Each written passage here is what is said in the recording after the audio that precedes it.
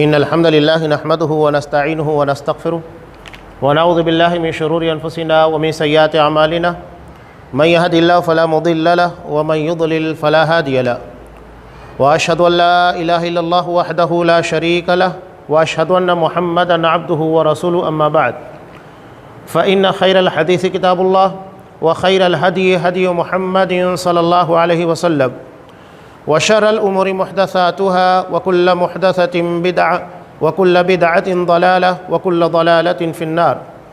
أعوذ بالله السميع العليم من الشيطان الرجيم. بسم الله الرحمن الرحيم. يا أيها الذين آمنوا اتقوا الله حق تقاته ولا تموتن إلا وأنتم مسلمون. يا أيها الناس اتقوا ربكم الذي خلقكم من نفس واحدة وخلق منها زوجها وبث منهما رجالا كثيرا ونساء واتقوا الله الذي تساءلون به والأرحام إن الله كان عليكم رقيبا. يا أيها الذين آمنوا اتقوا الله وقولوا قولا سديدا يصلح لكم أعمالكم ويغفر لكم ذنوبكم ومن يطع الله ورسوله فقد فاز فوزا عظيما. وقال إن الشرك لظلم عظيم.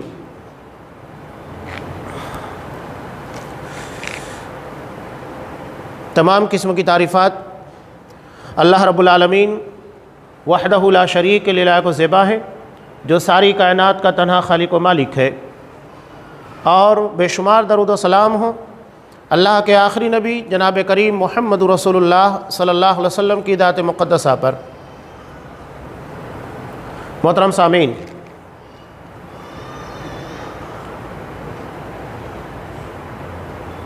انبیاء کی دعوت کا اولین مقصد قرآن مجید نے بیان کیا وَلَقَدْ بَعَثْنَا فِي كُلِّ أُمَّةٍ رَسُولًا، ہم نے ہر امت کے اندر ایک رسول کو بھیجا۔ مقصد کیا تھا؟ أَنِ اعْبُدُوا اللَّهَ، صرف اللہ کی عبادت کرو، وَاجْتَنِبُوا الطَّاغُوتَ، اور طاغوت کی عبادت سے اجتناب کرو، بچو۔ یعنی اللہ کی توحید، اللہ کی وحدانیت کو سمجھنے کے ساتھ ساتھ شرک سے بچنا بھی۔ طاغوت سرکشی، یعنی جو شرک کی سرحدوں میں لے کر جائے، ہر وہ عمل جو ہمیں اللہ کا باغی بنا دے، اللہ کی سرکشی کے پر آمادہ کر دے، تو یہ چیز طاغوت ہے۔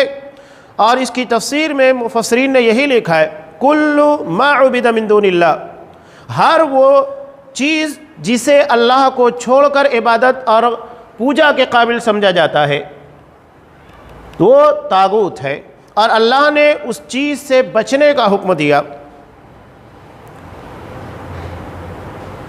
اب یہ شرک کیا ہے، یا اللہ کے علاوہ جن لوگوں کی عبادت کی جاتی ہے وہ کیا ہے؟ کیونکہ ہر نبی اللہ کی توحید، اللہ کی وحدانیت کے ساتھ اس بات کی طرف بھی لوگوں کو دعوت دیتا ہے کہ اللہ کے ماں سوا جن کی بھی عبادت کی جا رہی ہے اس سے اجتناب کیا جائے، اس سے بچا جائے۔ یہ نبی کی دعوت ہوتی ہے۔ کلمہ بھی آپ دیکھیے، کلمہ توحید کا آغاز اور ابتدا کس سے ہوتی ہے؟ لا الہ، یعنی عبادت کے لائق کوئی نہیں ہے۔ سب سے پہلے شرک کی نفی ہے، اس بات کا اعتراف کیا جائے کہ عبادت صرف اللہ کی ہوگی اور اللہ کے سوا کسی کو عبادت کے قابل نہ سمجھا جائے۔ اگر ہم نے کلمہ پڑھنے کے بعد شرک کو نہیں سمجھا اور شرک سے اپنے آپ کو نہیں بچایا، اس کا مطلب یہ ہے کہ ہم نہ کلمے کے معنی اور مفہوم کو سمجھتے ہیں، نہ اس کے تقاضوں کو پورا کرتے ہیں۔ لازم ہے کہ جب ہم شرک کو سمجھیں گے تبھی تو اس سے بچیں گے۔ اگر ہم شرک نہیں سمجھتے تو کیسے اپنے آپ کو بچا پائیں گے؟ حضرت لقمان نے اپنے بیٹے کو نصیحت کرتے ہوئے کہا تھا ان الشرک لظلم عظیم، شرک سب سے بڑا گناہ ہے، سب سے بڑا ظلم۔ کیوں؟ ایک آسان مثال میں آپ کو دے رہا ہوں۔ ایک چانٹا یا ایک تھپڑ جو آپ اپنے بھائی کو مارے یا اپنے باپ کو مار دے یا اپنی ماں کو مار دے، تھپڑ ایک ہی ہوگا، لیکن مقام کے اعتبار سے اس کا جرم بڑا ہوگا۔ بھائی کو جو تھپڑ ماریں گے وہ تھپڑ ماں کے تھپڑ مارنے کے جیسا نہیں ہے، گرچہ دونوں میں بہت فرق ہو۔ آپ اپنے بھائی کو زور سے ماریں، ماں کو ہلکا ہی ماریں، لیکن چونکہ ماں کا مقام بہت بڑا ہے، اس اعتبار سے اگر آپ نے ماں کے پر ہلکا سا بھی ہاتھ اٹھایا تو یقینی بات ہے کہ یہ جرم بہت بڑا ہوگا۔ تو یہی معاملہ دراصل ظلم کا ہے، چونکہ یہ ظلم جو کہ شرک کی شکل میں پایا جاتا ہے یہ اللہ کے ساتھ کیا جاتا ہے، اس لیے یہ سب سے عظیم ہے، یہ سب سے بڑا جرم ہے۔ شرک کی حقیقت کو سمجھنا ہے۔ میں ایک روایت آپ کے سامنے پیش کر دوں تاکہ جو باتیں میں آپ کے سامنے آگے رکھنے جا رہا ہوں اس کو سمجھنے میں آسانی ہو۔ امام بخاری رحمۃ اللہ علیہ نے ایک روایت کتاب التوحید کے اندر نقل کی حضرت مغیرہ بن شعبہ رضی اللہ تعالیٰ عنہ سے۔ یہ کہتے ہیں لوگ بیٹھتے ہیں، باتیں کرتے ہیں، اصحاب کرام بھی بیٹھ کر باتیں کیا کرتے تھے، تو حضرت سعد بن معاذ رضی اللہ تعالیٰ عنہ یہ انصار کے سردار تھے اور انتہائی خوددار، انتہائی غیرت مند، اور ان کی خودداری اور غیرت کا عالم یہ تھا کہ انہوں نے جتنے نکاح کیے، جتنی شادیاں کی، سب کنواری لڑکیوں سے کی، کسی بیوہ یا مطلقہ سے نہیں کیا۔ حالانکہ شریعت کہتی ہے کہ بیوہ سے بھی کر سکتے ہیں، مطلقہ سے بھی کر سکتے ہیں، لیکن ان کی خودداری کا عالم یہ تھا کہ انہوں نے صرف کنواری عورتوں سے، لڑکیوں سے نکاح کیا۔ ایک مرتبہ انہوں نے صحابہ کے ساتھ بیٹھے ہوئے تھے، مجلس تھی، کہنے لگے لو رأیت رجلا مع امرأتی لضربت بالسیف غیر مصفا، اگر میں اپنی بیوی کے ساتھ کسی غیر مرد کو پالوں تو اس شخص کی گردن تلوار کی دھار سے اڑا دوں گا۔ جب یہ بات نبی کریم صلی اللہ علیہ وسلم تک پہنچی تو آپ صلی اللہ علیہ وسلم نے کہا اتعجبون من غیرت سعد، تمہیں سعد کی غیرت کے پر حیرت ہو رہی ہے؟ واللہ لأنا اغیر من، اللہ کی قسم میں سعد سے کہیں زیادہ غیرت مند ہوں، واللہ اغیر منی، اور اللہ مجھ سے کہیں زیادہ غیرت مند ہے۔ اب دیکھیے یہ روایت جسے امام بخاری رحمۃ اللہ علیہ نے کتاب التوحید میں اللہ کی وحدانیت کو ثابت کرنے کے لیے پیش کیا، بتائیے کہ آپ کو کہاں پر توحید جھلکتی ہے توحید، یہی امام بخاری رحمۃ اللہ علیہ کی فقاہت ہے اور وہ وہی ثابت کرنا چاہ رہے ہیں۔ آپ غور کیجئے، ایک شخص اپنی بیوی کو سال بھر میں چند جوڑے بنا کر دیتا ہے، 3 وقت کے کھانے کا نظم کرتا ہے، رہنے کے لیے جو اس کی اپنی استطاعت ہے، طاقت ہے، مکان دیتا ہے، اتنا کرنے کے بعد ایک شخص یہ گوارا نہیں کرتا ہے کہ اس کی بیوی جن نظروں سے شوہر کو دیکھتی ہے کسی غیر مرد کو دیکھے۔ کسی بھی خوددار اور غیرت مند آدمی کی غیرت قطعاً برداشت نہیں کرے گی، وہ تو یہ گوارا نہیں کرتا ہے کہ اس کی بیوی کسی اور کو دیکھے، چاہے جائے کہ اس کے تعلق کسی اور مرد کے ساتھ ہو، یہ انسان کی غیرت برداشت نہیں کرتی ہے۔ تو ذرا غور کیجئے، اللہ تبارک و تعالیٰ جس نے ہمیں عدم سے وجود بخشا وہ ہمارا خالق ہے، ہمارا مالک ہے، اور ہمیں کھانے کی ضرورت پیش آئی، اللہ نے ان گنت غذائیں عطا کی، پانی کی ضرورت پیش آئی، اللہ نے ہر جگہ کے پر پانی کا نظم کر دیا، بہتر سے بہتر ہمیں لباس چاہیے تھا، اللہ نے بہتر سے بہتر لباس عطا کیا، یہ زمین عطا کی، سورج کے لیے ضرورت تھی، انرجی کی ضرورت تھی، توانائی کی ضرورت تھی، اللہ نے اتنا عظیم انتظام کیا، برابر اپنے وقت پر نکل رہا ہے، اپنے وقت پر غروب ہو رہا ہے۔ تو اتنی ساری نعمتوں کے بعد اگر کوئی شخص اللہ کی عبادت نہ کرے یا تو اللہ تبارک و تعالیٰ کے ساتھ کسی اور کی عبادت کرے تو یہ اللہ کیسے برداشت کرے گا، کیسے گوارا کرے گا کہ میرا بندہ میری ساری نعمتوں کو کھانے کے بعد عبادت کسی اور کی کرے؟ ناممکن ہے، اللہ تبارک و تعالیٰ اس کو قطعاً برداشت نہیں کرے گا، اسی سے توحید ثابت ہوتی ہے۔ ایک شخص اگر کہا جائے، انسانی جو فطرت ہوتی ہے کہ ایک عورت ہے جو انتہائی خوبصورت، اس کا خاندان انتہائی اعلیٰ ہے،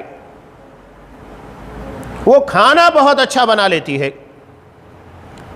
انتہائی خوبصورت ہے، حسین و جمیل ہے، پڑھی لکھی ہے، یعنی جتنی اچھائیاں ہو سکتی ہیں وہ ساری کے ساری اس عورت کے اندر موجود ہے، لیکن ایک مسئلہ ہے، وہ ہر مردوں کو ایک طرح دیکھتی ہے، یعنی جس طرح اپنے شوہر کو رسپانس دینا چاہیے اسی طرح سب کو دیکھتی ہے۔ بتائیے دنیا کا کون سا مرد ہوگا جو اسے پسند کرے گا کہ ایک عورت جو سارے مردوں کو ایک ہی طرح دیکھے، ایک ہی طرح ویوہار کرنے کی کوشش کرے، ایک ہی طرح محبت کرنے کی کوشش کرے؟ کوئی مرد اسے گوارا نہیں کرے گا۔ یہی دراصل خودداری ہے۔ اللہ تبارک و تعالیٰ قطعاً اس بات کو برداشت نہیں کرے گا کہ اس کا بندہ جسے اللہ نے پیدا کیا، جس کا مالک اللہ ہے، جو اللہ کی نعمتوں کے پر اپنی زندگی کی ایک ایک سانسیں گزارتا ہے، وہ کسی اور کی عبادت کرے یا اللہ تبارک و تعالیٰ کے ساتھ کسی اور کو عبادت کے قابل سمجھے، پوجنیہ سمجھے۔ اس کائنات کا خالق مالک صرف اللہ تبارک و تعالیٰ ہے، کوئی اور نہیں ہے۔ ساری چیزوں کا مستحق صرف وہی ہے۔ تو اسی لیے شرک کو اتنا بڑا گناہ قرار دیا گیا۔ شرک ظلم عظیم ہے، سب سے بڑا ظلم ہے جو اللہ تبارک و تعالیٰ کے ساتھ کیا جاتا ہے۔ میں چند چیزیں موٹی موٹی آپ کو بتا دوں، خطبہ جمعہ میں اتنا وقت نہیں ہوتا ہے کہ تفصیل کو بیان کیا جائے۔ آپ غور کیجئے، حضرت ابراہیم علیہ السلام نے اللہ سے دعا مانگی تھی۔ کیا دعا مانگی تھی؟ رب اجعل هذا البلد آمنا وجنبنی وبنی ان نعبد الاصنام، کہ پروردگار اس شہر کو امن والا بنا، یعنی مکہ کو، مجھے اور میری ذریت کو، میری نسل کو بتوں کی عبادت سے، شرک سے محفوظ رکھنا۔ سوچئے کتنی بڑی اور اہم جامع دعا ہے۔ مکہ کے امن اور سلامتی کے ساتھ اپنی نسل کی سلامتی کی دعا مانگ رہے ہیں۔ نسل اسی وقت سلامت رہے گی جب وہ اللہ کی توحید، اللہ کی وحدانیت کو مانے گی اور ساتھ ہی ساتھ شرک سے بچے گی۔ اس کے علاوہ دیکھیے حضرت یعقوب علیہ السلام جو کہ حضرت ابراہیم علیہ السلام کے پوتے ہیں، حضرت اسحاق علیہ السلام کے بیٹے ہیں، یہ اپنی وفات کے وقت اپنے بچوں کو جمع کرتے ہیں اور جمع کرنے کے بعد کیا کہتے ہیں کہ ما تعبدون من بعدی، میرے بچوں بتاؤ تم میرے بعد کس کی عبادت کرو گے؟ اتنی فکر ہے۔ آج ہم اپنے بچوں کے بارے میں فکر کرتے ہیں، ان کے کاروبار، ان کی تعلیم، ٹھیک ہے کیجئے، ان کے مستقبل کے بارے میں، لیکن سب سے اہم چیز جسے ہمیں فکر کرنا چاہیے وہ ہے ہمارا بچہ ہمارے بعد دنیا میں کس کی عبادت کرے گا، اس لیے کہ اللہ نے ہمیں دنیا میں اس کی عبادت کے لیے بھیجا ہے۔ وَمَا خَلَقْتُ الْجِنَّ وَالْإِنسَ إِلَّا لِيَعْبُدُونَ، میں نے جن و انسوں کو صرف میری عبادت کے لیے پیدا کیا۔ تو یہ جاننا بہت ضروری ہے کہ اللہ نے ہم کو کیوں پیدا کیا، مقصد یہ ہے کہ اس کی عبادت کی جائے۔ تو عبادت کے لیے ضروری ہے کہ اپنے بچوں کو سکھایا جائے کہ صرف اللہ کی عبادت کرنا ہے، اللہ کے سوا کسی کی عبادت نہیں ہونا چاہیے۔ یعنی عبادت نام کی جو بھی چیز ہے، جو عبادت کہلاتی ہے، وہ اللہ کے علاوہ کسی غیر اللہ کے لیے نہیں کی جا سکتی، چاہے وہ کوئی نبی ہو، فرشتہ ہو، صحابی ہو، محدث ہو، پیر ہو، ولی ہو، بزرگ ہو، کسی کے لیے نہیں۔ عبادت ہوگی صرف اللہ کے لیے، اس لیے کہ کلمے کا مطلب یہی ہے لا الہ، عبادت کے لائق کوئی بھی نہیں۔ تو جب ہم نے یہ کہہ دیا کہ عبادت کے لائق کوئی بھی نہیں، تو عبادت صرف اللہ تبارک و تعالیٰ کی جائے گی۔ عبادت نام کی جو بھی چیز ہوگی، رکوع ہے، سجدہ ہے، نذر ہے، نیاز ہے، کھانا کھلانا ہے، جتنی بھی چیزیں ہیں جو عبادت کہلاتی ہیں وہ سب کے سب صرف اللہ تبارک و تعالیٰ کے لیے ہوگی، کسی بھی غیر اللہ کے لیے یہ کام نہیں کر سکتے۔ آج آپ دیکھیے خواجہ کے نام کے پر، شاہ عبد القادر جیلانی کے نام کے پر، کن کن لوگوں کے نام کے پر کھانے کھلائے جاتے ہیں؟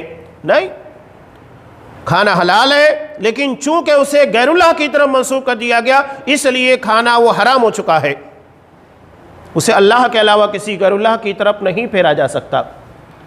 یہی چیز شرک ہے۔ شرک اس کا مطلب یہ ہوتا ہے ملاوٹ کرنا، ملانا، شامل کرنا، شرک کا مطلب یہی ہے۔ اس لیے اور شریعت کی اصطلاح میں یعنی دین اسلام کے اندر اس چیز کو کس معنی میں لیا جاتا ہے؟ اللہ کی عبادت میں، یعنی عبادت نام کی کوئی بھی چیز ہوگی اس میں کسی غیر کو شامل کرنا، اللہ کی ذات یا اللہ کی صفات یا اس کی عبادت میں کسی بھی غیر کو شامل کرنا، یہی شرک کہلاتا ہے۔ اب اللہ تبارک و تعالیٰ کی ذات، اللہ اپنی ذات کے بارے میں کہتا ہے لیس کمثلہ شیء، اللہ کی ذات کی طرح کوئی چیز نہیں ہے، لہذا ہم اللہ تبارک و تعالیٰ کے جیسا کسی کو نہیں مان سکتے۔ اللہ تبارک و تعالیٰ اس کو آنکھ ہے، اللہ کو چہرہ ہے، ہاتھ ہے، پیر ہے، یہ سب کے پر ہمارا ایمان ہے، لیکن ہم یہ نہیں کہیں گے کہ کس کی طرح ہے، اس کی آنکھ کس کی طرح ہے، اس کا ہاتھ کس کی طرح ہے اور اس کا پیر کس کی طرح ہے۔ نہیں، اللہ کی شایان شان یہ ساری چیزیں ہیں۔ اس کی صفات، اللہ تبارک و تعالیٰ کی صفت کیا ہے؟ اللہ سمیع ہے، سننے والا۔ اللہ عرش پر مستوی ہے، وہاں پر ہوتے ہوئے وہ زمین کے پر اگر کوئی ہلکی سی آواز نکالے، اللہ اس کی آواز کو سنتا ہے، سننے کے بعد اس کا جواب دیتا ہے، اس کی مرادیں پوری کرتا ہے، وہ دل کی دھڑکنوں کے راز کو جانتا ہے۔ اگر ہم نے کسی غیر اللہ کو اس طرح مانا، اس کا مطلب ہے کہ نعوذ باللہ اللہ کی صفت میں ہم کسی غیر کو شامل کر رہے ہیں، اور یہی شرک بنتا ہے، یہ شرک کا دروازہ ہے۔ شرک کے تعلق سے ایک بہت اہم آیت ہے، اس آیت کو آپ غور کیجئے تو بہت ساری چیزیں انشاءاللہ سمجھ میں آئے گی۔ سورہ سبا میں اللہ تبارک و تعالیٰ نے ارشاد فرمایا، شرک کی حقیقت سمجھنا ہے تو اس آیت کو سمجھنا بہت ضروری ہے۔ اللہ نے کہا قُلِ ادْعُوا الَّذِينَ زَعَمْتُم مِّن دُونِ اللَّهِ، اللہ کے علاوہ تم جن کو بھی پکارتے ہو، اللہ کے علاوہ جو بھی ہو، نبی ہو، فرشتہ ہو، پیر ہو، ولی ہو، بزرگ ہو، زندہ ہو، مردہ ہو، کوئی بھی ہو، قرآن نے کہا لا یملکون مثقال ذرہ، وہ ایک ذرے کے مالک نہیں۔ پہلا اسٹیپ ملکیت، مالک ہونا، اتھارٹی رکھنا۔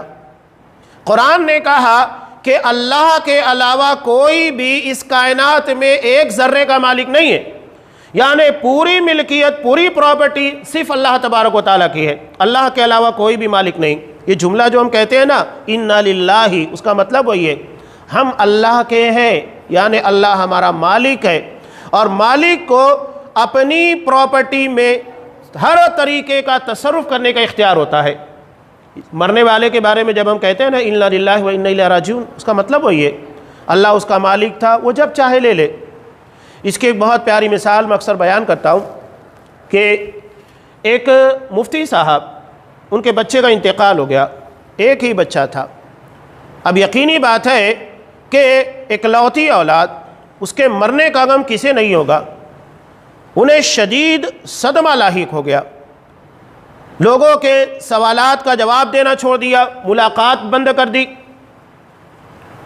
ہوا یوں کہ انہی کے قریب کی پڑوس کی ایک عورت، اب پڑوسن تھی، کچھ سوال لے کر آئی، آنا پڑا، اجازت دینی پڑی۔ اس نے سوال کیا کہ مفتی صاحب یہ بتائیے کہ میرے پڑوس میں رہنے والی ایک عورت ہے، اس نے مجھ سے کچھ زیورات ادھار مانگے تھے استعمال کرنے کے لیے شادی بیاہ میں یا کسی اور جگہ پر، اب اس کی مدت پوری ہو چکی ہے، اس نے کہا تھا کہ میں 2 یا 3 دن کے اندر لا کر واپس دے دوں گی، اب وہ مدت پوری ہو چکی ہے، اسے کیا کرنا چاہیے؟ کہا کہ اسے فوراً واپس کر دینا چاہیے، اس لیے کہ وہ تمہاری پراپرٹی ہے، تمہاری ملکیت ہے، تم نے اسے ایک مدت کے لیے، چند روز کے لیے اسے دیا تھا۔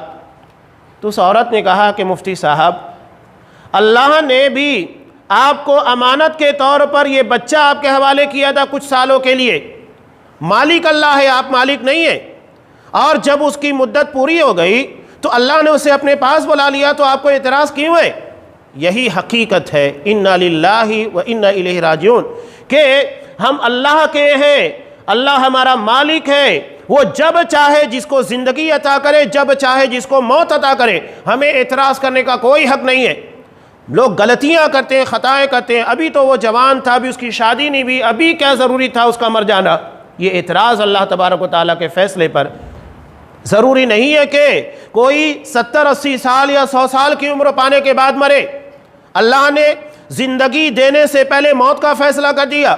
فرشتہ جب ماں کے رحم میں بچہ 4 مہینے کا ہوتا ہے، اسی وقت اس کی زندگی اور اس کی موت لکھ دیتا ہے اللہ کے حکم سے۔ تو یہ مالک کا اختیار ہے۔ اللہ نے ایک بہت پیارا سوال کیا ہے، الیس اللہ باحکم الحاکمین، کیا اللہ سب سے بہتر فیصلہ کرنے والا نہیں؟ تو اگر اس نے ہماری زندگی کے اندر موت کا فیصلہ کیا، ہمارے خاندان کے کسی فرد کو بلا لیا اپنے پاس، تو تو یہ اس کا فیصلہ اسی وقت تو سب سے بہتر تھا، نہ اس کے آگے نہ اس کے پیچھے، نہ اسے ایک لمحے کے لیے آگے بڑھایا جا سکتا تھا نہ اس کے پہلے کیا جا سکتا تھا۔ سب سے بہترین فیصلہ کرنے والا اللہ تبارک و تعالیٰ ہے۔ یہی اللہ کی ذات کے پر، اللہ کی صفات کے پر ایمان ہے۔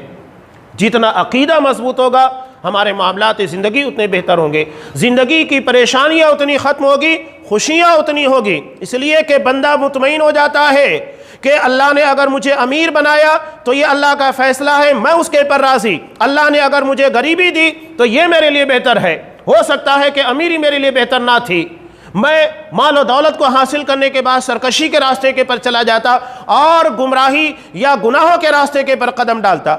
تو جو چیز ہمارے لیے بہتر ہے اللہ وہ دیتا ہے، ہم جو سوچتے ہیں وہ نہیں، بلکہ ہماری سوچ سے کہیں زیادہ بہتر چیز اللہ ہم کو عطا کرتا ہے۔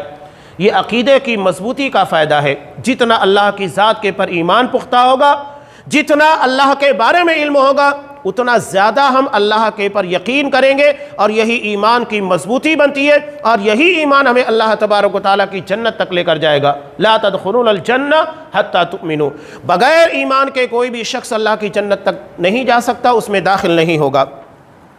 دوسری چیز اللہ نے بیان کی کہ لا یملکون مثقال ذرۃ فی السماوات ولا فی الارض، کوئی بھی، پہلی چیز تو یہ آسمان و زمین میں ایک ذرے کا کوئی بھی مالک نہیں۔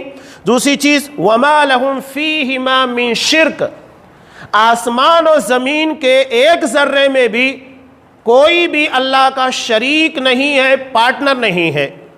دوسری چیز، ایک بہت بڑی فیکٹری ہے، کارخانہ ہوتا ہے، ہوتا یہ کہ کوئی اکیلا آدمی اس کا مالک ہوتا ہے، اگر اس کو نہیں چلا سکتا یا اس کے پاس اتنی پراپرٹی، اتنی دولت نہیں ہوتی ہے کہ اس پوری فیکٹری کو یا اس کارخانے کو چلا سکے، تو کیا کرتا ہے اپنے ساتھ ایک یا دو جو بھی اس کو پارٹنر لگ سکتے ہیں، اتنے پارٹنر مل کر اس کمپنی کو، اس فیکٹری کو چلاتے ہیں۔ اللہ نے کہا کہ آسمان و زمین کے ایک ذرے کا نہ کوئی مالک ہے نہ کوئی پارٹنر ہے، پارٹنر بھی نہیں ہے۔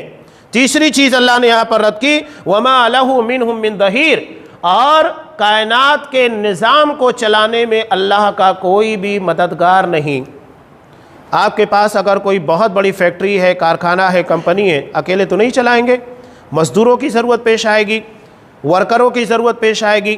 اللہ نے صاف کہا کہ اللہ کو اتنی بڑی کائنات کے بنانے کے بعد کسی اور کے چلانے کی ضرورت نہیں کہ کوئی اور آئے اس کو چلائے۔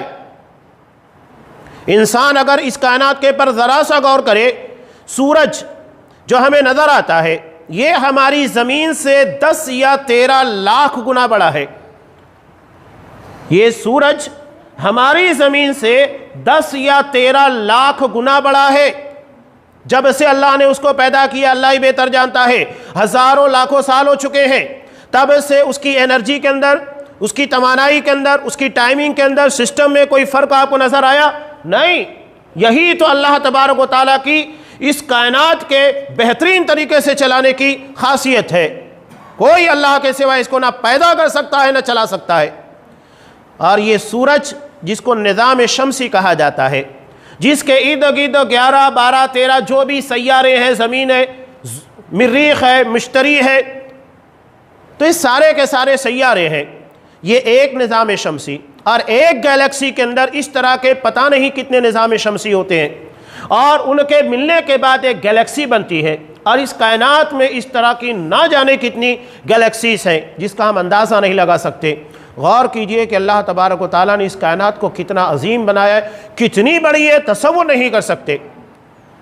طبرانی کی روایت میں کہ زمین سے پہلے آسمان تک کا فاصلہ، ڈسٹنس 500 سالوں کا ہے، حضرت عبداللہ ابن مسعود رضی اللہ تعالیٰ عنہ سے مروی، اور یہی فاصلہ پہلے آسمان سے دوسرے کے درمیان، ہر آسمان کے درمیان یہی معاملہ ہے۔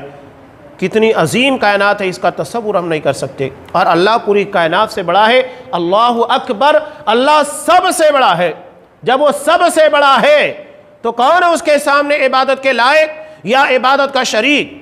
تو یہ قرآن نے شرک کی مکمل نفی کر دی، نہ کوئی مالک ہے ایک ذرے کا، نہ تو شریک پارٹنر ہے، اور نہ ہی اللہ کا مددگار ہے، کوئی اس معاملے کے اندر شریک نہیں۔ اب یہاں ایک شبہ لوگوں کے درمیان چھوڑا جاتا ہے کہ उम्मत मुहम्मदिया ये शिरक नहीं करेगी, नहीं शिरक करेगी। कुरान मजीद साफ कहता है सूरह यूसुफ में, वमा युमिनु अक्सरुहुम बिल्लाहि इल्ला वहुम मुशरिकून, बहुत सारे लोग अल्लाह पर ईमान लाने के बाद भी मुशरिक ही रहते हैं। यानी वो ईमान लाने के बाद कलमा गो मुशरिक बनते हैं, वो नमाज भी पढ़ते हैं, शिरक भी करते हैं, वो कब्रों के पर भी जाते हैं, गैरुल्लाह से मदद भी मांगते हैं, गैरुल्लाह के नाम का चढ़ावा भी चढ़ाते हैं, वो अल्लाह के नाम की कुर्बानी भी करते हैं और दूसरों के नाम की कंदूरी भी बनाते हैं। यही शिरक है। कुरान साफ कह रहा है अक्सरियत मेजॉरिटी शिरक कर रही है। अब शिरक की इब्तिदा कैसे हुई, उसकी बुनियाद क्या है कौम नूह के अंदर, मैं इख्तिसार के साथ सारी चीज़ें बयान कर रहा हूँ। सबसे पहली चीज़ है कि बुज़ुर्गों की अक़ीदतमंदी, वो लोग जो बहुत ज़्यादा अपने बुज़ुर्गों को माना करते थे, जो बुज़ुर्गों जो इबादत बहुत ज़्यादा करते थे, अल्लाह के बहुत करीबी बंदे थे, शैतान ने सबसे पहले उन लोगों की तस्वीरें बनवाई, कहा कि इनको यादगार के तौर पर रखो ताकि इनको देखकर हम भी इबादत कर सके। नस्लें बीती, उनके मुजस्समे बनाए जाने लगे, धीरे धीरे उनके वसीले से अल्लाह से मांगा जाने लगा और आखिरकार उन्हीं की इबादत की जाने लगी, उन्हीं की बंदगी की जाने लगी। ये शिर्क की इब्तिदा है। अल्लाह ने जिसका जो मकाम रखा है उसमें गुलू नहीं करना चाहिए। नबी का जो मकाम रखा है उसी मकाम के पर रखना है। यहूदियत और ईसाइयत गुमराही के रास्ते के पर क्यों गई? यहूदियों ने हज़रत उज़ैर को अल्लाह का बेटा करार दिया। मकाम जो नबूवत का था, नबी का था, रिसालत का था, वो अल्लाह के मकाम के पर ले जाकर छोड़ दिया। और यही गलती और ख़ता ईसाइयों ने की कि उन्होंने हज़रत ईसा अलैहिस्सलाम को अल्लाह का बेटा बना दिया। और उम्मत मुहम्मदिया भी उसी रास्ते के पर चलते हुए नाउज़ बिल्लाह रसूलुल्लाह सल्लल्लाहु अलैहि वसल्लम के बारे में अक़ीदा रखती है कि नूरुम मिन नूरिल्लाह है, आप अल्लाह के नूर का एक हिस्सा है। ये भी वही मतलब है, ये शिर्क है। शिर्क की क़बाहत सिर्फ दो आयतें मैं आपके सामने पेश कर दूं तो बात समझ में आ जाएगी कि अल्लाह के यहाँ शिर्क कितना अजीम जुर्म है। अल्लाह ने सूरह अनाम के अंदर 18 अंबिया किराम का, हज़रत इब्राहीम है, हज़रत इस्माईल है, हज़रत यूनुस है, 18 अंबिया किराम का तज़किरा किया। और 18 अंबिया किराम का तज़किरा करने के बाद अल्लाह ने क्या कहा?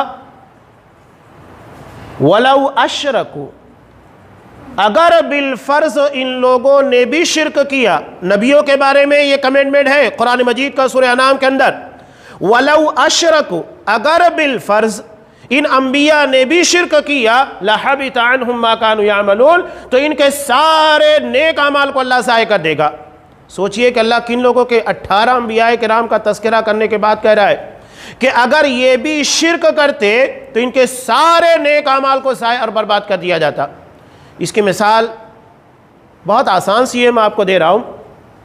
एक शख्स ने बड़ी मेहनत के साथ कोई बहुत शानदार डिश तैयार की, आप अपने एतबार से नान कलिया समझ लीजिए, बिरयानी समझ लीजिए, जो भी समझ लीजिए। अगर घंटों की मेहनत के बाद इतनी शानदार डिश तैयार की गई, उसके पास सिर्फ पेशाब के चंद कतरे मार दिए जाए तो क्या हकीकत होगी? पूरी के पूरी मेहनत के पर पानी फिर गया, कोई उसे तकेगा नहीं, छुएगा नहीं, उसके करीब नहीं जाएगा। यही मामला दरअसल शिर्क का है। मैं मिसाल थोड़ा इसी अंदाज की थी ताकि बातें आसानी के साथ समझ में आए कि अगर हमने शिर्क कर लिया तो अल्लाह ये नहीं देखेगा कि हमने पूरा साल लगा दिया इबादत करने में, हर साल हज अदा कर रहे थे, रोज़ाना तहज्जुद की नमाज पढ़ रहे थे, 5 वक्ता नमाजी थे, हर साल कुर्बानी करते थे। अल्लाह ये नहीं देखेगा, अल्लाह सिर्फ ये देखेगा कि तुमने ये किया क्यों। वो पूरे कारनामे के पर पानी फेर देने के मुतरादिफ होता है। नबी करीम सल्लल्लाहु अलैहि वसल्लम के ताल्लुक़ से कुरान मजीद ने बयान किया, सूरह ज़ुमर के अंदर अल्लाह ने कहा, लइन अशरकता लयहबतन्न अमलुक, ऐ मेरे हबीब अगर आपने भी शिर्क किया तो आपके सारे अमाल ज़ाय हो जाएंगे। कुरान बिल्कुल वाज़े इस बारे में कह रहा है, नो कंप्रोमाइज़। अल्लाह ने साफ कहा, इन्नल्लाह ला यग़फ़िरु अन युशरक बिही, अल्लाह इस बात को कतन बर्दाश्त नहीं करेगा कि उसके साथ शिर्क किया जाए। अल्लाह इस बात को नहीं बर्दाश्त करेगा। अल्लाह की गैरत, अल्लाह की खुददारी इसे बर्दाश्त नहीं करती है। तो ये शिर्क के ताल्लुक़ से चंद अहम बातें थी, बहुत तफसील तलब चीज़ें हैं, इसका जानना हमारे लिए बहुत ज़रूरी है। اگر ہم نہیں جانیں گے، غلطی کریں گے، خطا کریں گے تو یہ ہماری خامی ہے۔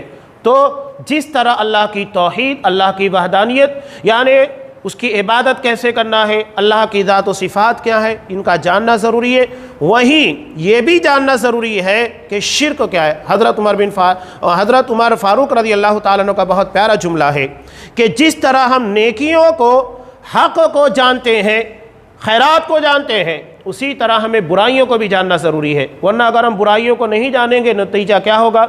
ہمیں پتہ ہی نہیں ہے کہ برائی کیا ہے تو ہم اسے بھی کر بیٹھیں گے، اس لیے کہ پتہ نہیں ہے۔ جب پتہ ہوگا کہ ہاں یہ برائی ہے، یہ غلط ہے، یہ منکر ہے تو نہیں کریں گے۔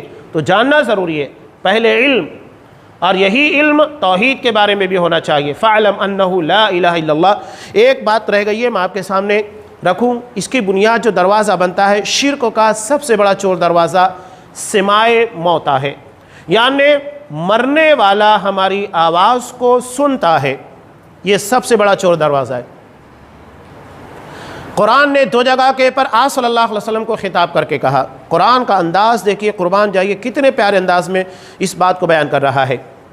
یہ قبر والے یا کسی بھی پیر ولی بزرگوں کے بارے میں جو عقیدہ بنا لیا گیا۔